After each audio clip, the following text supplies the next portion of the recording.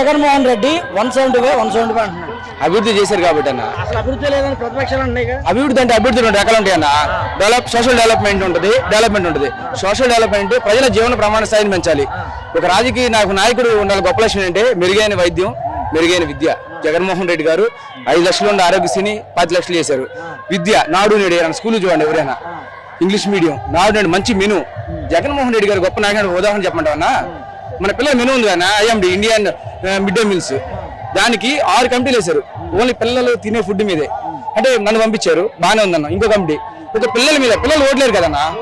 10 నాయకులు ఏం చేస్తారంటే ఓట్లు చూస్తారు. పిల్లలు ఒక తరం నాయకులు ఏం చేస్తారంటే పిల్లల్ని కూడా నెక్స్ట్ జనరేషన్ బాగుపడాలని చూస్తారు. సో జగన్మోహన్ రెడ్డి గారు అభివృద్ధి చేశారు కాబట్టి, మీ ఇంటికి మంచి జరిగింది కాబట్టి నాకు ఓటేమని అడిగారు. 170 స్థానాలు ఖచ్చితంగా జగన్మోహన్ రెడ్డి గారు గెలవబోతున్నారు. చరిత్రలో 175 గెలవలేదు ఎక్కడ కూడా. ఎందుకన్నా అంత ఆశ?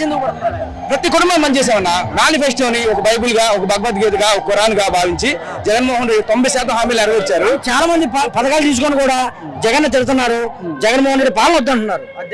అది ఎల్లో మీడియా గానీ వేరే మీడియా సృష్టి తప్పితే నిజం పథకాలు తీసుకున్న వాళ్ళందరూ జగన్మోహన్ రెడ్డి అండగా ఉన్నారు.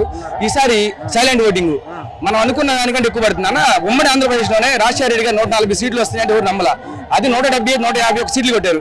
ఈసారి మనం 200 కొడుతున్నాం. 25 ఎంపీలు, 170 స్థానాలు జగన్మోహన్ రెడ్డి గారు గెలవబోతున్నారు. ఆయన 15 సంవత్సరాలకు సీఎం